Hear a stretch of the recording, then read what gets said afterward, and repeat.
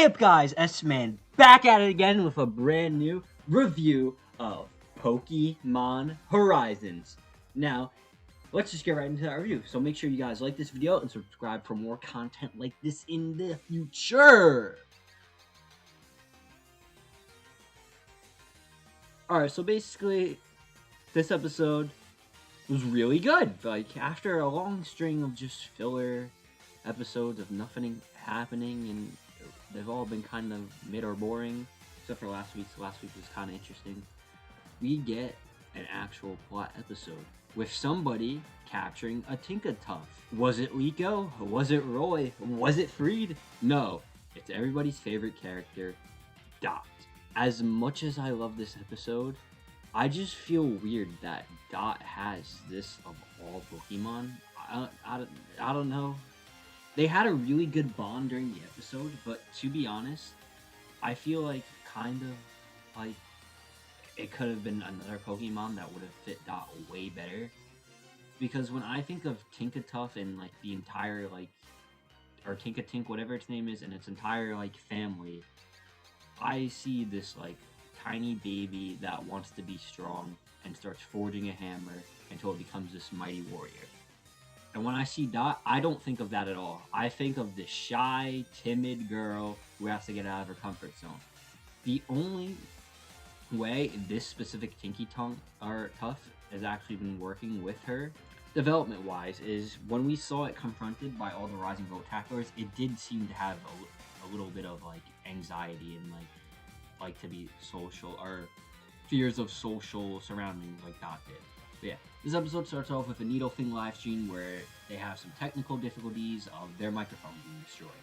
Liko goes to see what happened because she was watching the stream, where Dot reveals she needs a new mic.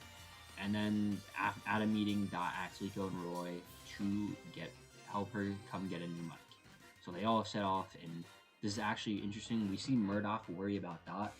I feel like we haven't seen enough of Murdoch and Doc's relationship, and this episode really showed it. Especially because a lot of Dot episodes where she's out, it's more focusing on Liko and Roy and her relationship with them compared to her relationship with Murdoch. But yeah, I really like seeing him worry about her, and then when she comes back from buying the microphone, he runs to give her a hug.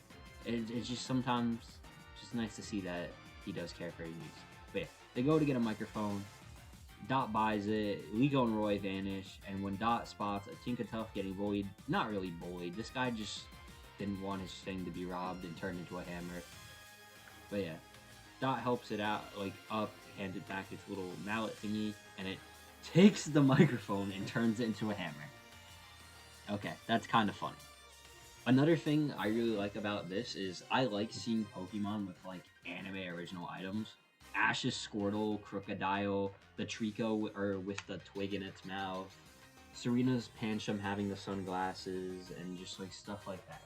I really like when we see these different designs incorporated into Pokemon, and I'm excited to see if we continue to see this microphone, and maybe it'll be so funny when it finally becomes a Tinkatuff that it has a segment of the microphone within the hammer. But yeah, just a nice little scene where Dot literally lets it have the microphone and makes it into a mallet, and she just befriends the Tinkatuff, and it goes off back to the ship. That's when it's actually revealed that there's something on the ship destroying stuff. We will learn what that is later.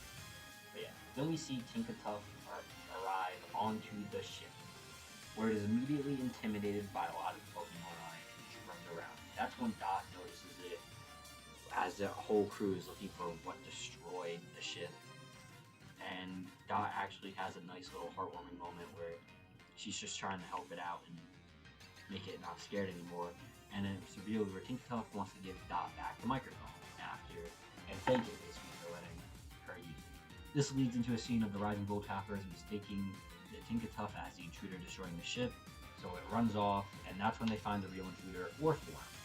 And we have this really sick moment where Dot stands up to the Rising Bolt Tappers and defends Tinkatuff, and actually speaks her mind, which is rare because Dot is a more timid character who stays to the side. But yeah, Warform just destroys more of the ship after they discover it, and Dot has her first official battle. And I gotta say, How is Dot gonna get a battle like this when Liko and Roy can't? Because she wins.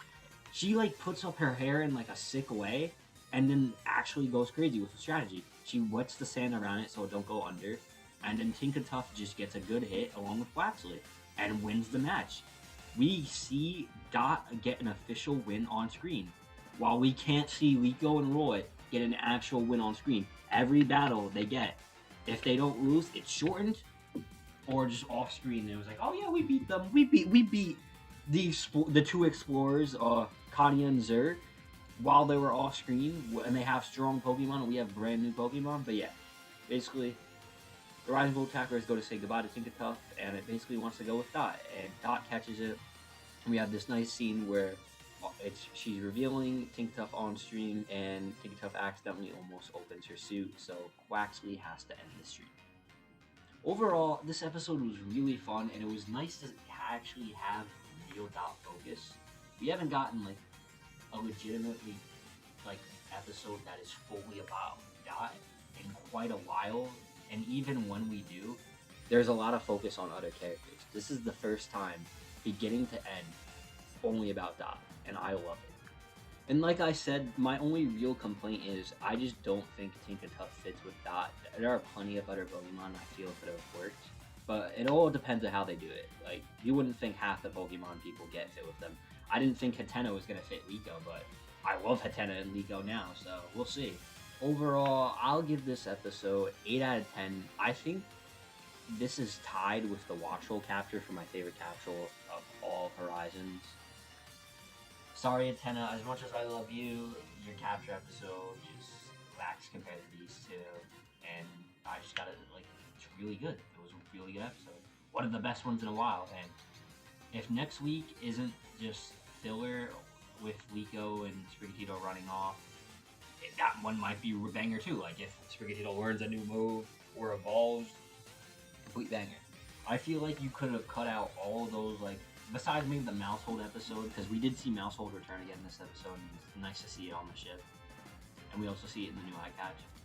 But that whole Fuecoco episode, the Pig episode, and whatever one was before that, I feel like you could have cut it, went right to the Mousehold in this episode, and to whatever happens next, because to our knowledge, we aren't getting anything regarding the Terrapagos plot anytime soon, or even Explorers work.